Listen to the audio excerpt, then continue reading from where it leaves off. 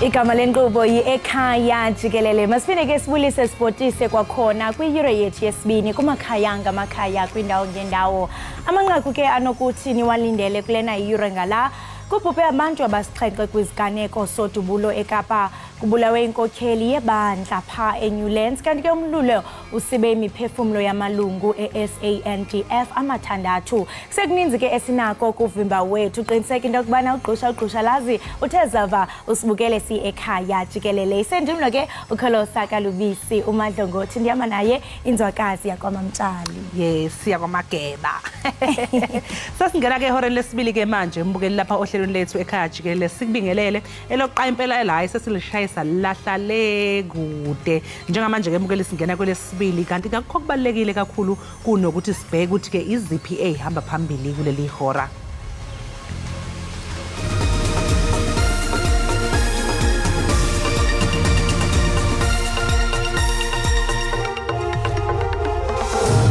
Inside of my house there are 4 guys and me and my friend was there outside behind the door. And that time we saw the 2 guys to go inside of my house. Kudutshulwe kwabulawa abantu abayisikhombisa bedutshulwa amaphoyisa ezigamekweni ezahlukene eKapa esifundazweni iWestern Cape.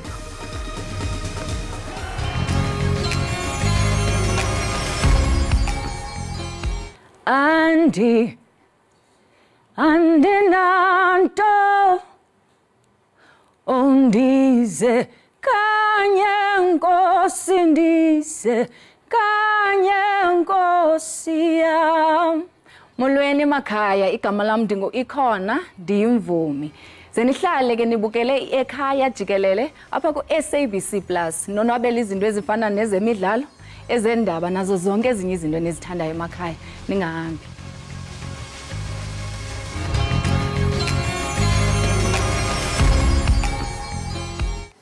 Babalelwa kwaba yisikhombisa abantu abadlule emhlabeni ezigamekweni zodlame ezimbili ezahlukene eKapa.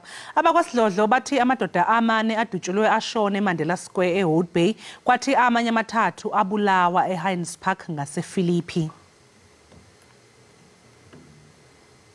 Amadoda amane kunye namakhosikazi amabini bebezihlelele kulityotyombe bonwabele umdlalo webhola ekhatywayo.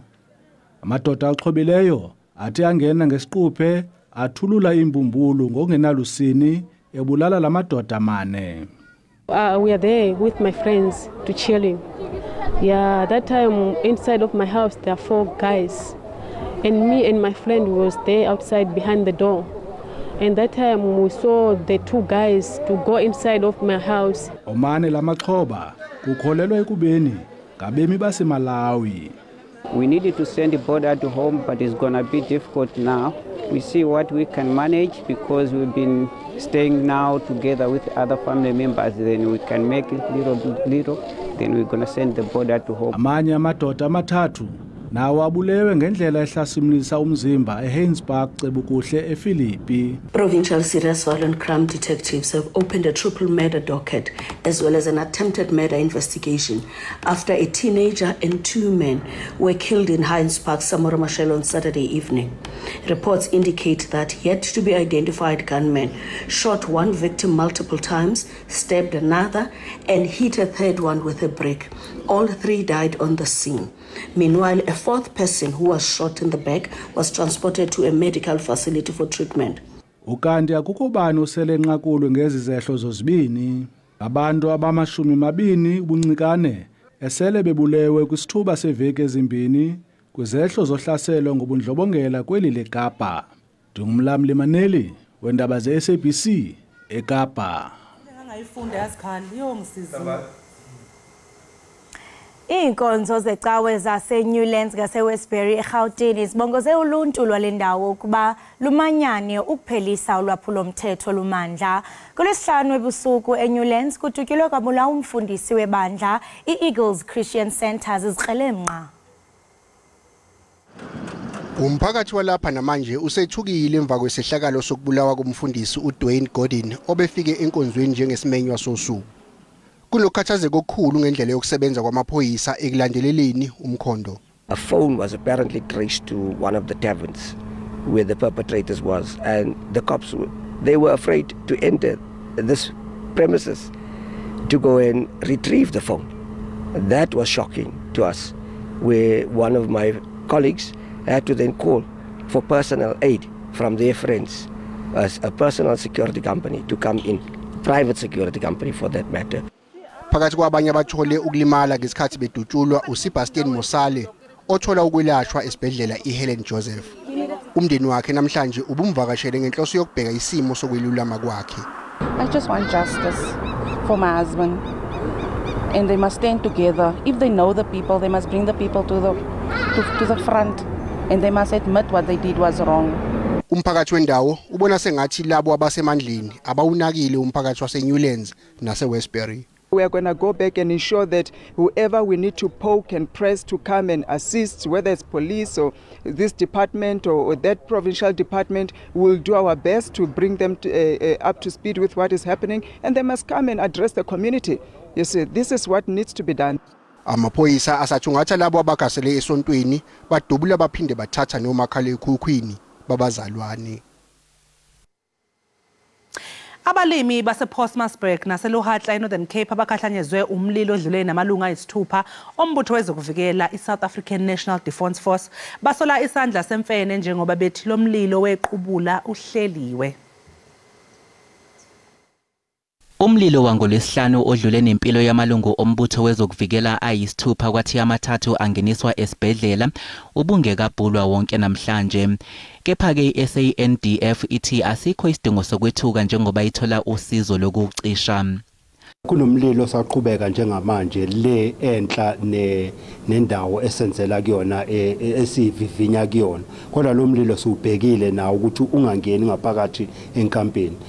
Amalungu ombutho wezokuvikela beqeqeshwa esikhungweni iVukuhlome alahlekelwe yikho konke ngenxa yomlilo kanti kulindeleke ukuthi umnyango wezasekhaya uzosiza ngokubhalisa kabusha omazisi. Gift Givers received a call from the SANDF yesterday afternoon requesting urgent assistance for 1,300 military personnel who lost all their personal belongings on Friday afternoon in a devastating fire.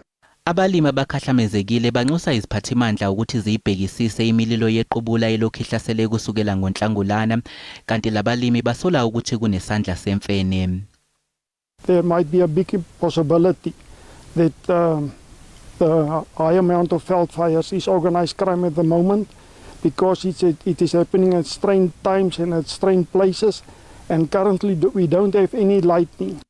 Umnyango wezolimo eNorthern Cape usuzibophezele ngokwelekelela abalimi abakhahlamezekile kanti kusasa kulindeleke ukuthi imindeni yabaphangalele izohlonza izidumbu zabathandiweyo bayo. Uluntu lwelokishi yaseLamontville eThekwini basikhabile isiphakamiso sokuba kuvalwe iposi kule lokishi bekhalazela kuba oku kuza kwenzakalisa uninzi lwabahlali kuquka abantu abadala abafumana imali yenkamnkam nanjengoko besebenzisa iposi ixesha elininzi. Umnyango wezezimali kuzwelonke udalula ukuthi isimo sezimali seSouth African Post Office siyaqhubeka nokuba sibi nakulonyaka. Ungqongqoshe wezokuxhumana uMondli Gungubele uthe amagatsha angama318 asevaliwe ezweni lonke kusuka ngomhla ka1 kuMbasa ngo2020 kuze kube umhla ka5 kuNhlaba kulonyaka. Ngaya kwathi yandize emoyeni ngaya kasasa kwathiwa ikhona imali eposini banganginikeza kwaku-April kwawu-May kwawu-June kazohlala ngoJuly imali yami. Okay, ngeza izoyidinga kufanele ngiyizenze sengasayiboni ngoba kwase kukuningi okwase kuphezulu kwamahlomba ekubeni mntanami ngingedwa ngingumfelokazi. Izakhamizi zikhathazekile ngokuthi ukuvalwa kweposi kule ndawo kuzoba nomthelela omubi kwabahola impesheni. Siyaqhubeka iposi kepha ke ngoba siyezwa ukuthi amahemhem ayasho ukuthi ayaphela amaposi izwa ngabona laba abaholela bakaSASSA. Ake sibonele abasibonele indlela ezobalula kwabantu abadala. USASSA weluleke abahola impesheni ukuthi basebenzise ezinye izindlela zokuhola. Sikumkhankaso okwazisa abantu bakithi ukuthi banelungelo lokuyishintsha indlela abayithola ngayo imali mekuthi ke kunomuntu ofuna ukuyishintsha indlela ayithola ngayo le mali esibonele. Estatementeni uhlangothi lwabatakuli bebhizinisi eposini bathi iposi lafaka ngaphansi kwabatakuli ibusiness rescue ngenxa yokuthi banezinkinga zemali. Ngingonhlakane Phumagwaza ezindabeni zeSABC eThekwini.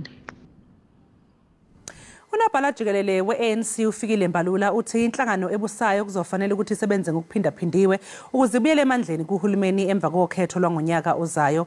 Ubekhuluma phambi kwabalandeli be-ANC enkundleni iHarry Gwala eMgungundlovu izolo njengoba beqhuba izithangami zokuhambela izifundazwe ngokohlelo lokubukeza umqulu wabo wezethembiso zokhetho abazenza ngonyaka u-2019.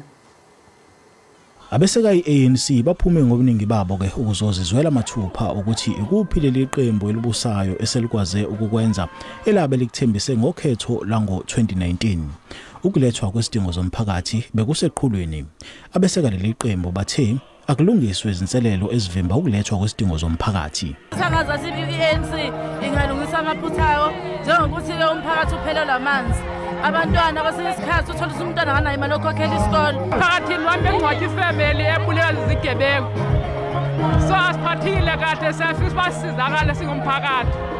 I-ANC yesifundazweni ayenzi kahle neze kweminye imiphumela yokhetho lokuchibiyela. Isilahlekelo ke amawadi angu-13 ethathwa i-IFP. Umbalula uvumile ke ukuthi njengeqembu abagculisekile ngezinga lokulethwa kwesidingo zomphakathi. It's not a given that the people come 2024 will vote for the ANC. We work very hard for the victory of the ANC. We know that the ANC must be united. A divided ANC does not inspire the nation. Our organization must inspire the nation. Umbalula uphinde wanxusa ke iqembu ukuba libumbane linqande ukubulawa kosopolitiki. Alinganiselwa emashumini ke amabili amakhansela abulewe esifundazweni ngonyaka odlule. NginguSimphiwe Makhanya wezindaba ze-SABC ngisemgungundlovu. Ake mbukele njengamanje ake sibheke siphosa amehlo kwesibona ukuthi kumi kanjani kwisimo sezulu.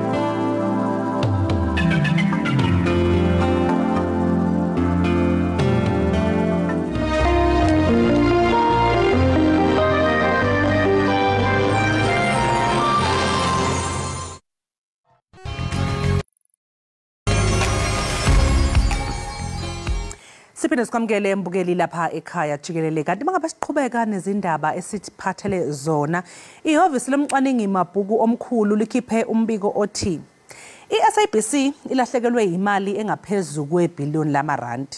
Ike yahluleka ke nokukhokhela izikweletu zayo kanti nezinto zimabheketwane ngakweze imali eSABC. Yini ngempela imbangela ukuthi ithole isesimene esinjena nanokuthi nje ke ingabe lokhu kulahleka kwale mali kusho ukuthini endleleni iSABC esebenza ngayo insuku zonke. Ukuthola kabanzi ke sixhumana nomgqugquzeli wenhlangano iSOS uYanda Siyothula. Uyanda asikubingelele sikwamukele ekhaya Jikelele sibonga kakhulu ngesikhathi sakho sikwamukele lapha ekhaya. Inkosi ngiyabulela kakhulu. Thank you. Uyanda umcwaningi mabhuku omkhulu uthi iSABC ilahlekelwe imali engaphezulu kwe-billion lamarandi, more than 1 billion rands. Ingabe nina ke njenge-SOS kuthini ukuphawula kwenu? Kubuhlungu kakhulu ukubona iSABC ilahlekelwa imali engaka. Nezinto ironi ekufanele idlale i-community zethu because izilahleka kwale mali is-set up for i-failure because there's no way ba izakwazi ukwenza lento kumele yenze especially when it comes to the public mandate of the SABC. But eyona nto ekufunekizele akuba le mali ilahleka nje kungoba ugovernment wethu azange wenze izinto ngendlela bekumele wenze ngayo, because i-SABC yahlala ingenabhodisa inyanga ezintandathu. Kwezi nyanga ezintandathu kungekho mntu ebebhekane ne-finances ze-SABC nendlela zokuzama ukulungisa ingxaki zisabonakala kusenethuba bezingekho, because ibhodi eyeyona ibekiwe uba ibheke i-finances ze-SABC ibingekho. And into yanenxaxheba ekuluzeni kwakwe-SABC lento ye-analog switch off sasiyikhalela thina as the coalition sithi uba i-premature into yoku-switch off i-analog signal, because abantu abaninzi abakabi nazo i-alternatives ezizakwenza sure uba abalose i-access to information le abayifumana kwi-SABC. But i-SABC yalose about 40% ye-audiences zayo, which translates directly to imali ingeniso ye-SABC. So nyani thina into esinekuyo ukuba le ndawo ekuyi-SABC financially inenxaxheba kakhulu. Urhulumente wethu unenxaxheba eninzi kwindlela i-SABC engayo ngoku. Mangabe ngikuzwa kahle uYanda, engabe ubalula ukuthi mhlawumbe isizathu sokuthi kwahlala isikhathi iSABC isebenza ingenalo ibhodi enye yezizathu zokuthi iSABC ithole silahlekelwa imali engaphezulu ka1 billion amarandi? Yes, absolutely. Manje ke uYanda, kungaba namuphi ke umthelela endleleni iSABC esebenza ngayo ngemva kokulahlekelwa imali engaka? I mean u1 billion rand uma ngabe ulahlekelwa u1 billion okusho ukuthi kuningi ongeke kusahamba kahle lapho kuleyo nkampani. Kuninzi kakhulu, and eyona nto disappointing recently leyo kubona uba i-SABC bill ikhutshwe ngoku still ayi-address the financial crisis ekhona ka-SABC, ayithethe nge-funding model eyona nto efunekayo i-SABC, because enye imali ilahleka because indlela zendiliso ezintsha azikho. I-SABC the Broadcasting Act director ye-SABC isebenza njani yadraftwa ngo-1999, which was 24 years ago, and the luninzi utshintsho esiyibonile kwi-technology, kune-streaming services, kuno-Netflix. So i-SABC needs to be equipped to operate and to be effective in that environment. Kodwa asiyiboni loo nto because le bill ephumile ayi-empoweri i-SABC to do izinto ezilolo hlobo. But nyani le imali elahlekile kwi-SABC izoba nenxaxheba enkulu, futhi ke esiyibonile iqala ukwenzeka because sizibonile i-shows zikhathwa yi-SABC, i-shows ezibaluleke kakhulu kwi-SABC being able to reflect i-diversity yethu as a country, and SABC being able to really deepen the principles of democracy that we've seen uba nyani le loss kulimali iyayi-affecta indlela i-SABC eqhuba lisebenza ngayo. Uyanda, yini ke ngempela okumele ukuthi yenziwe mhlawumbe iSABC ukuze iphume kulezi inkinga zokulahlekelwa imali, njengoba sazi ukuthi njengoba ubalule isizathu sokuthi yahlala isikhathi eside ngenabhodi, salikhona ke manje ibhodi yeSABC, where to from here? Ibhodi sikhona iSABC, but le bhodi khona iSABC kufanele isupportiwe to ensure uba iyakwazi ukwenza umsebenzi wayo, and kufuneka i-independence yebhodi iprotectiwe. But into esiyibonayo lena le-SABC bill intsha efuna ukuthatha that independence ye-SABC ibuyisele i-SABC ezandleni zika-government. Loo nto izawuyichabalalisa ngakumbi i-SABC. So eyona nto efunekayo kahle kuba ugovernment ucale iikawusi zakhe abonakale eziniki i-SABC imali efanelekileyo, because i-SABC, because it is a public broadcaster, efuneka ifumane imali esuka ku-government. But ugovernment ufanda i-SABC ufanda just 3% of the SABC budget, and the SABC spends about 2 billion rand kwi-SABC, I mean kwi-public mandate. Eyinikiweyo nayo the public broadcaster over ikhelishe. So if we can see i-government icala ikawusi iniki i-SABC this 2 billion eyidingayo every year to be able to carry the public mandate. So I want SABC even programs ezawuthi zibe nomdla eluntwini because ngoku iluza ne-audiences because azikho i-shows ezi-attractive ezizawugcina abantu glued to their screens e-SABC. So zininzi inkqubo ekufuneka zenzile, but eyona yona ebalulekile is for the government to really pull up its socks and do what it's supposed to do kwi-SABC. Uyanda ungathi mhlawumbe isipho wena ngokubona kwakho ke isizathu njengoba usho nawe ukuthi ke uma ngabe uhulumeni ngathiwa uyayidedela le mali ka2 billion unyaka nonyaka ukuze iSABC ikwazi ukuthi iqhubeke nezinhlelo zayo, uma ngabe ucabanga wena njengoba uthi nje ifunda only 30% of ibudget yeSABC, yisiphi isizathu esenza ukuthi uhulumeni mhlawumbe angayinikezi imali eyanele ukuze ikwazi ukuqhubekela phambili? I'm not sure, but we can only speculate because we don't maybe SABC are recognized as an important institution edlala inxaxheba kwi-democracy yethu.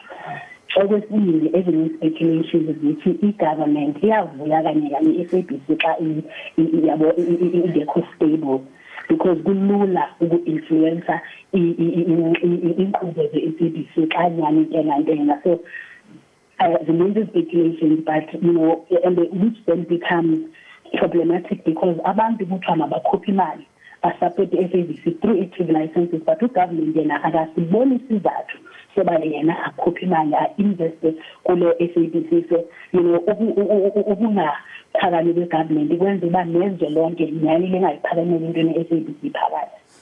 Uyanda omunye umuntu angasho ke ukuthi yize noma uhulumeni kufuneka ukuthi ayikhiphe le mali axhase iSABC unyaka nonyaka, kodwa ibhizinisi nebhizinisi kumele ukuthi lihambe likwazi ukuthi ligenerate leyali imali, ligenerate le eyalo income. Mhlawumbe ungathi ngakuyiside la seSABC ikuphi okufuneka ikwenze ukuze iqiniseke ukuthi iyakwazi nayo ukuthi izakhele eyayi imali eziqhubeke operate? Yes, that's a very important question. The SABC nayo needs to get to a point apho iba nengeniso efakayo because into esibonayo nge-SABC i-processes zabo zi-updated kakhulu. Xa ubheka i-technology yabo indala, xa ubheka the technological and the digital space abakabi nazo indlela zokutapha into that space benze isiqinisekiso soba iyangena imali ethatha those digital platforms bakwazi ukuzimonetize. So nayo eqaleni nayo it needs to really stand up, research, investigate, compare with other public broadcasters but imali kakhe yenziwa njani because government nayo uyayifika, but we cannot always say government because the SABC internally nazo ina structures ezicontributayo to indlela i-state se-SABC esiyasiya sibhidlika ngayo. Njengoba nje SABC kuyana umsakazelo omphakathi Uyanda, engabe ke lokho kulahlekelwa yile mali kunamthelela muni ekusebenzeni kwayo nje ke sengisho ukusebenza kwansuku zonke ikakhulukazi mhlambe ekuphakeleni umphakathi izinto ezifana neindaba kanje?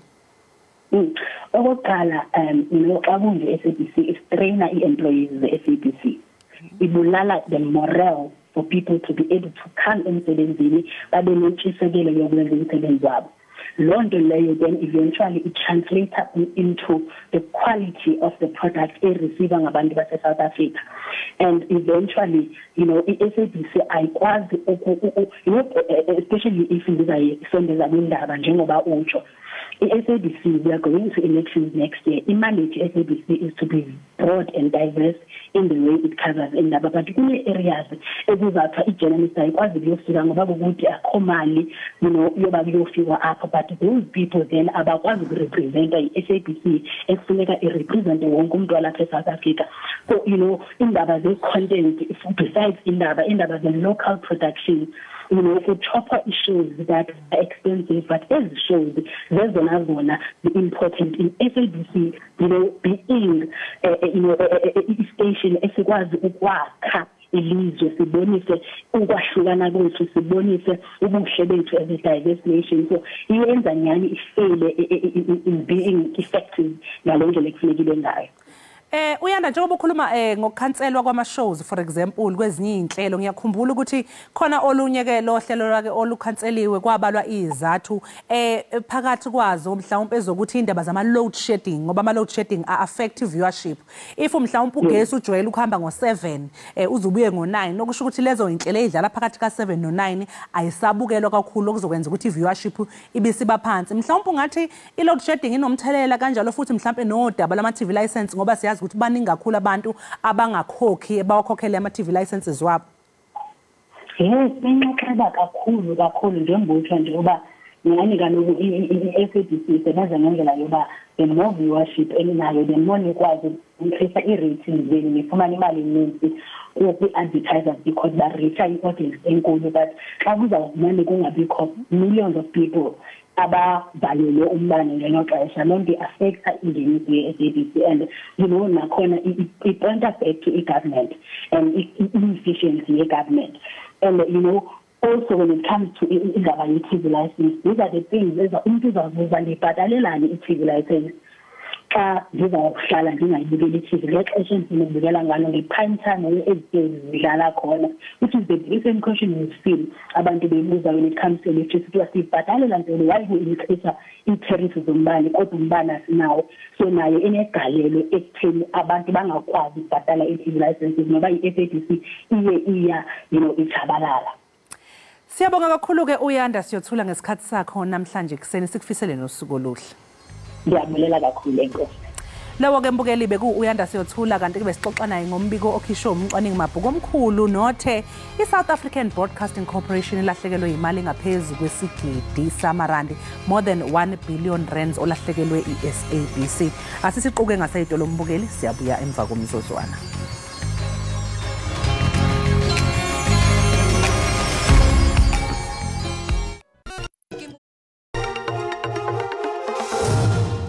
Izicwangciso ezicetywayo zetumente ka-2030 ezakubanjelwe eMzantsi Melika, eAfrika nase-Europe kunzima ukuzicingela njengenyani.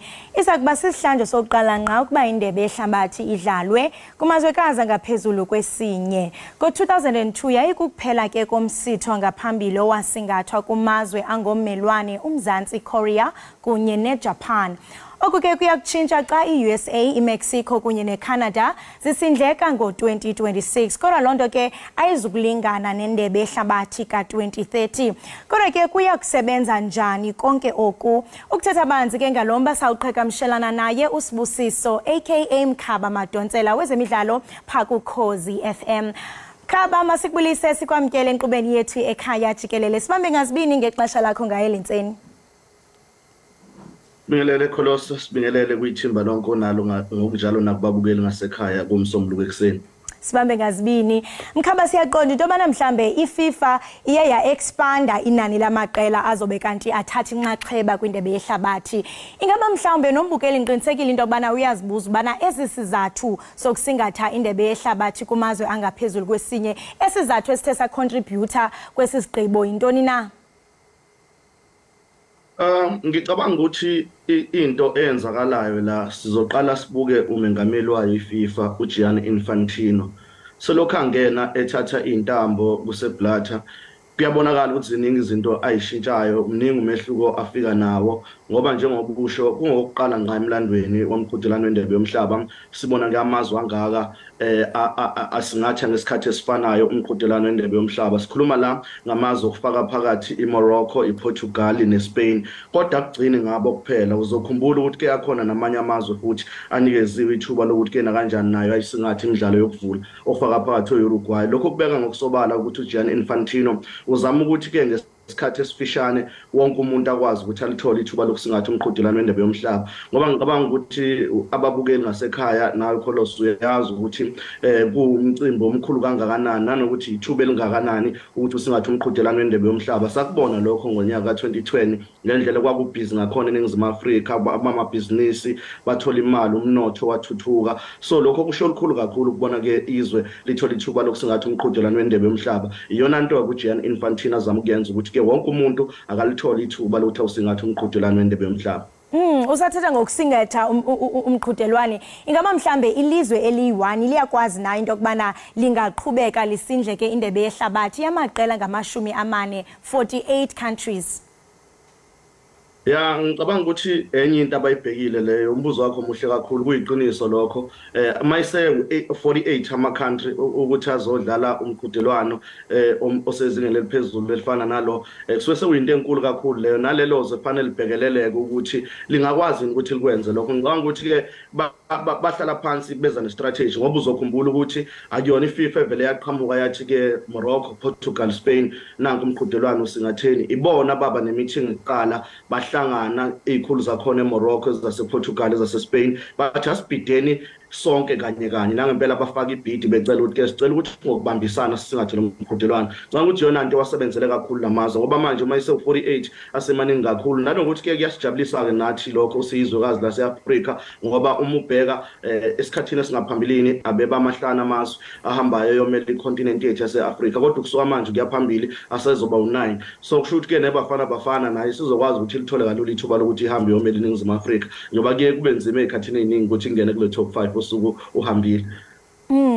Mkhaba izizwe ezikumazantsi ehemisphere xa sijonga iArgentina, iParaguay kunye neUruguay ziba nobusika ngoJuni ngoJuly kanti ke xa sijonga ehlotyeni yona iMorocco nePortugal neSpain kuba sehlotyeni that is isama ukutshintsha ke kwehemispheres kuthetha ukuba mhlawumbe amanye amaqela angazifumana ekwimeko mhlawumbe engaqhelekanga yokudlala kwisizini ezimbini ezahlukeneyo kwindebe yehlabathi enye ingaba mhlawumbe ucinga ukuba ngenene indebe yehlabathi iza kudlala kwisizini ezimbini considering that kune change xa kuziwa kwimba weclimates.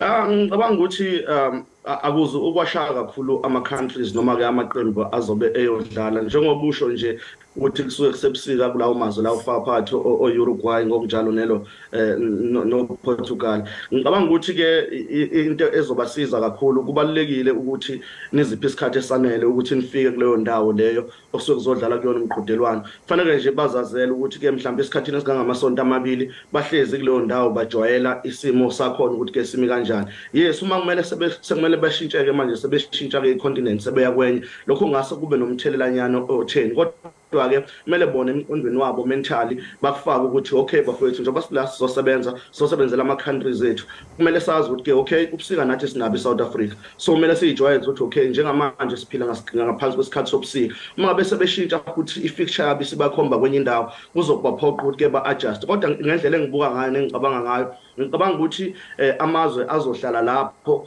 mhlambe uma sekuthiwa ayashintsha kubalekela ama traveling cost angashintsha ngoba nakho mhlambe sekuthiwa ke umqhudelwano usungene kuma knockout stages sekuthiwa hambani ke niyodlala i-last 16 hambani niyodlala i-quarter final hambani niyodlala i-semi-final kuphi kodwa ngicabanga ukuthi imidlalo yama-group stages mabekwazile ukubamba leso simo leso sangaleso sikhathi leso ngathi yona into ezobasebenzela ukuthi ke okay bafethu i-winter asihlaleni la i-winter mabehamba-ke beprogressa beqhubekela phambili nomqhudelwano mhlawumbe beyibona sebefika kuma-semi-final ilapho-ke sekumele futhi baqale futhi ba-adjust ukuthi bafethu sesisukile-ke endaweni yokuthi sesisendaweni yokuthi akesizameni ukuthi-ke siyijwayeze-ke isimo sasehlobo-ke manje okuyinto-ke engakwazi ukuthi-ke ibalekelele kakhulu ngesimanga sokuthi ama-traveling mawubheka la mazwe athe ukuqhelelana ngikholwa ukuthi bazomuva njalo kholos.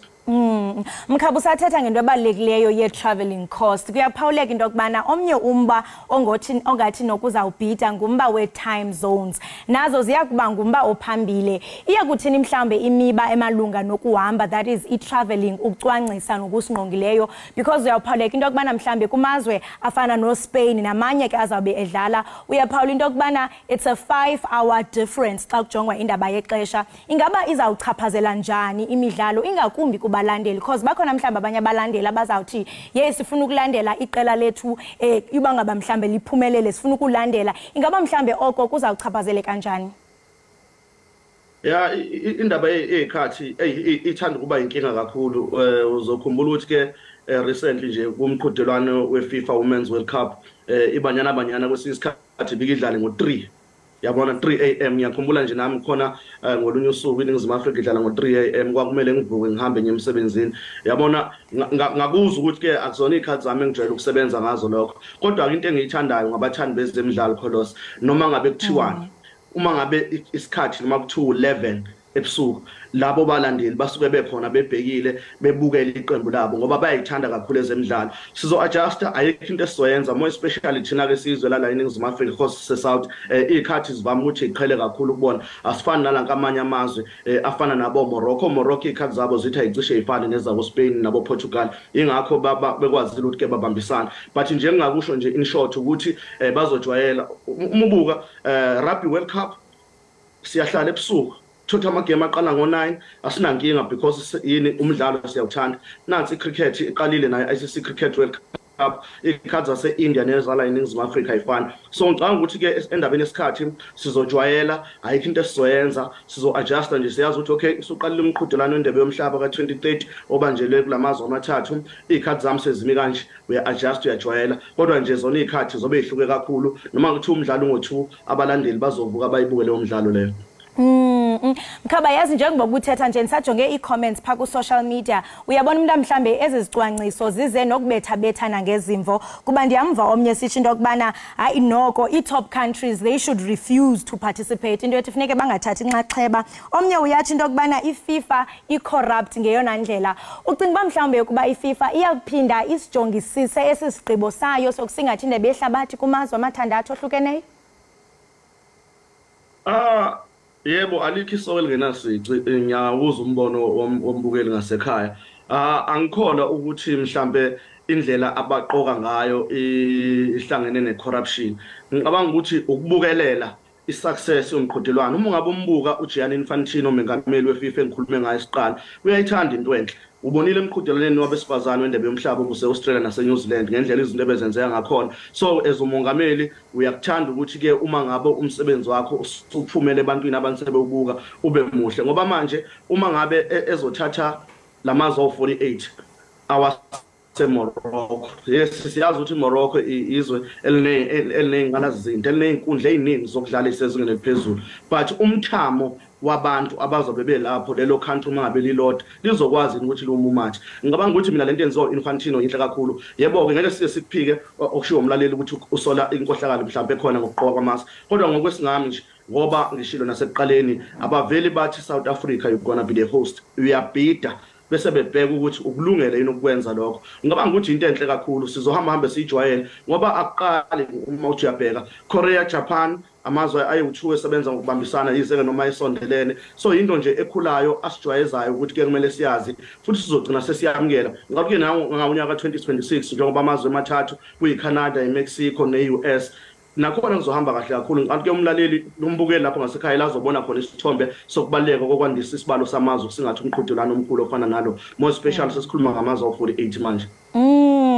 Mkhaba ke ngoku xa sijonga kwicala elihle bathi amangesi on a lighter note unokuthemba okanye inokuthetha ntoni lento kumazwe azokubambisana ngendebe yehlabathi yeFIFA ka-2030 ndiyakhumbula pha eqaleni uyewatshi into yokubana njengoko singuMzantsi Afrika sasingatha ngo-2010 sabona into yokubana noko oko kwaphucula ezoqoqosho ezomnotho apha eMzantsi Afrika kwaye singavumelana sisho into yokubana kudaleka ubumbano kuthi singama-Afrika siphela ungathi mhlawumbe on a lighter note lamazwe azawusingatha intoni azawuthi ayizuze.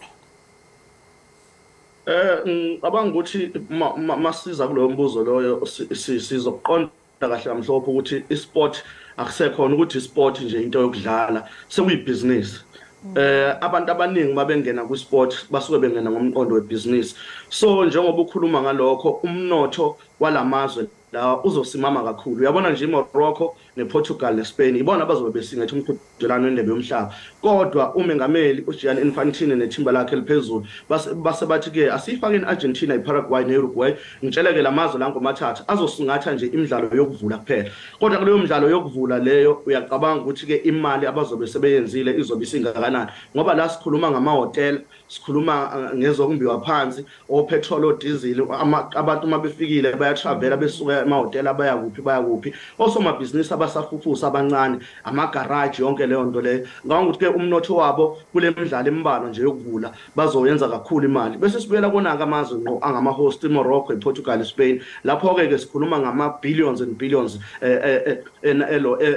currency abayisebenzisayo ezobe ingena kulamazwe lawo because siyazi ukuthi ke umqhudelano wendebe yomhlaba akusinto yelanga elilodwa akusinto yeviki but kuba amasonto ayamathathu kuya kwa-4 so lokho kubeka ngokusobala ukuthi iningi imali ezongena iningi inzuzo abazoyenza nanokuthuthukisa ke zona ezemidlalo uqobo kuwona wonke amazwe ngoba iMorocco siyayazi ukuthi ngelinye lamazwe ase-Afrika eselikhombisa ukukhula siyibonile emqhudelaneni wendebe yomhlaba ngenkathi yenza kahle eKatar nebhola ley'nyawo labesifazane likhule ngale ndlela exakile so lokho kuyakutshela ukuthi ke kusho ukuthi ke nathi njengamazwe afana neNingizimu Afrika kumele sifane sibukele emazweni afana noMorocco ukuthi ke ibhola liyibhizinisi yingakho nohulumeni eyengenelela eqinisekisa ukuthi ke izwe likwezezemidlalo okukhona o-Department of Sports ziyathuthukiswa ngendlela yokuthi kwazi ukuthi business liyakhula sukela kumdlali eyojoin iqembu umehola imali le yayithathayo yosiza umndeni wakhe so in terms of ukuthi ke lamazwe azosimama kanjani azothola imali eningi kakhulu ngiyacabanga ukuthi ke makuphela umqhudelano wendebe yomhlaba ayosala ehleka kodwa ngendlela imali ezongena ngakhona kona lamazwe Mkhaba masibambe ngasibini ngexesha lakho ndiyathemba into yokubana umbukeli uvile ongavanga hayi ndiblame yena inkosi kakhulu ngokuba nathi enamhlanje Ungakhulukholo sonethimba lakho Right mbukeli we-Ekhaya Jikelele lowo ke ibingusibusiso Madansela umkhaba woKhozi FM ebesicazisela ke mbukeli ngendaba yehlabathi ka2030 ezakube isingathwe ngamazwe amathandathu ohlukeneyo kumazwekazi amathathu kanti ngoku masithi qhwipha evenkileni iqiniseka uqosha lazi mbukeli Ekhaya Jikelele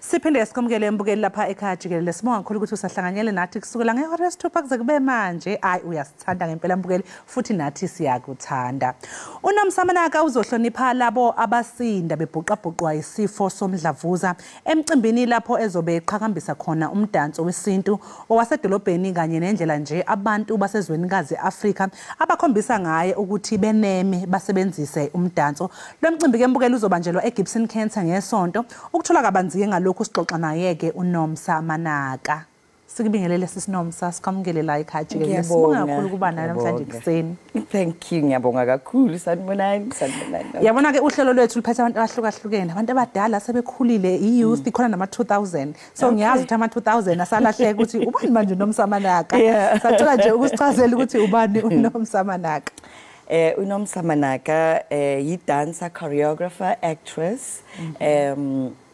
ngirana i-dance studio efunda center called Nomsamanaka Dance Studio.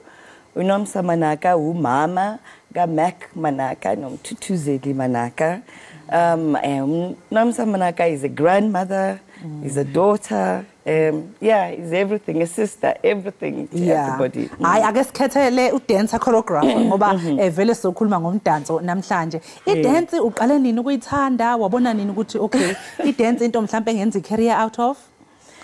Yes, I think mangikhula nje from nginabo 5. I always had this thing ukuthi mina mangikhula mababuza abantwana ukuthi ufuna ukuyenzani abantwana ngifuna ukuba unesi ngifuna ukuba udokotela mina I had two things I wanted to be famous and I wanted to go to New York. So I think I have reached both of them. Oh, wow. So nice. I looked dancer in the streets of Soweto. Then I was lucky enough to get a scholarship ngayofunda in New York. Ngafunda i-dance bengenza ballet, but i-ballet yami yashintsha ngise New York. Ngaba introduced to traditional African dance. Yes. So that's where ingqondo yami ye-dance changed. Ngabuya ngaze ekhaya and I started doing traditional South African dance. Okay. But then I was lucky enough to work nabo Kaifas, nabo Leta, nabo Miriam all over in the continent. Ngafunda ama-dance wa in the continent. Ngawabuyisa la ekhaya.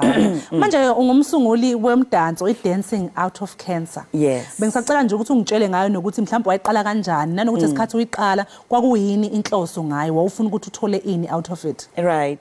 2016 ngadiagnosed stage 4 ovarian cancer.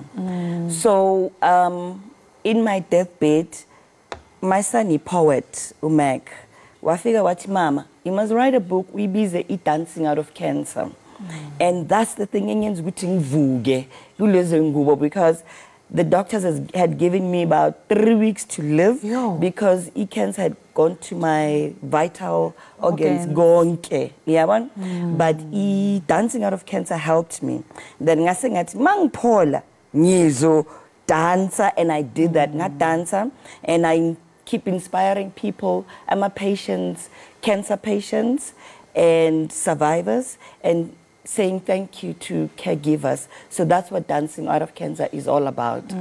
So it's to give hope to those that live with cancer, and then to say thank you to our caregivers and say yeah to us, I'm a survivor. Hey, because I mean, is stage 4 ovarian. Almost a stage 4, you are thinking, okay, it's I mean, one doctor was saying, I'm amongst the 5% in the world. I think that makes me superwoman.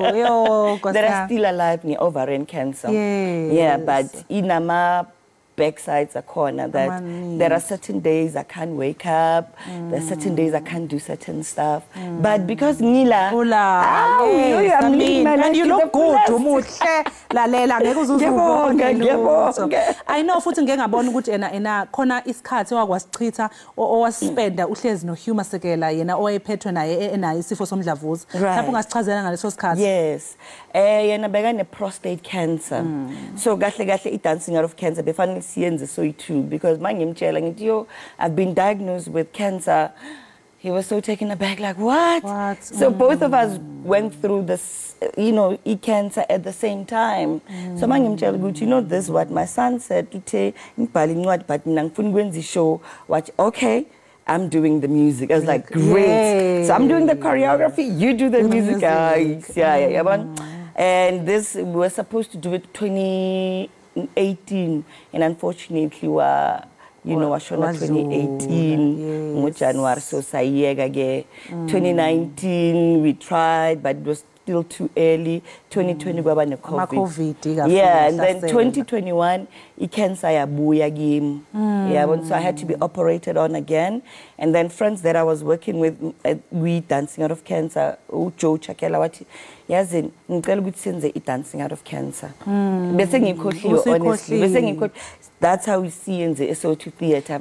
And last year, now this year, so it's a thing now that's continuing, because I find abantu abazile they got so inspired. So inspired, yeah. Usakhuluma ngabantu ababezile kuyo lo show. Kulena mhlawumbe ya this year abantu bangalindelani mhlawumbe abangazi about this show, who are interested. What can they expect? Nakuthi yini offer? Yes, this year nge-29 zika October ngo-3 o'clock sizobe sino Malay, sino Sidi Moholu we Malaika, sizobe sino Omega, sizobe sino nabonomsama naka dancers, sizobe sino Mag, who will be doing poetry, Notwana Nhlapo, and a girl but Amantle. Amantle is a deaf poet. So, because they've introduced the new language in South Africa, the 12th language, deaf.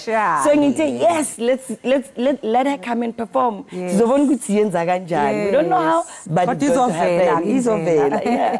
Yeah, so ngiyazi ukuthi ena kulabo ke mhlawumbe abathanda ukuba ingxenye ke yalo mcimbi ozoba ukhona mhlawumbe baxhumana kanjani nawe or ithini access yokungena kufika kulo mcimbi? Okay.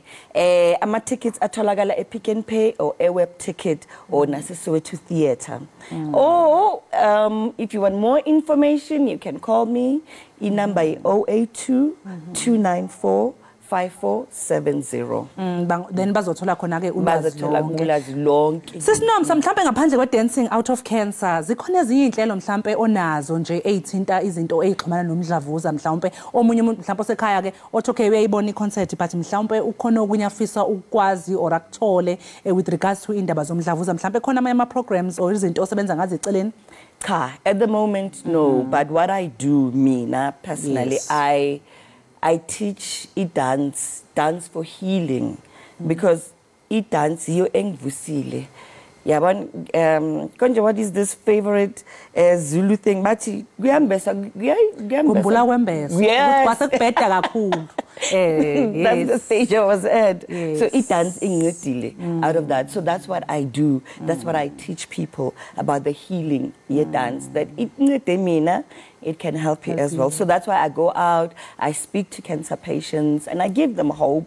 You know, and my experiences what I went through. So that's what I do a lot. Because not so long ago we lost Uzoleka Mandela naye ube omunye abantu bebekhuluma kakhulu ngeindaba zomdlavuza.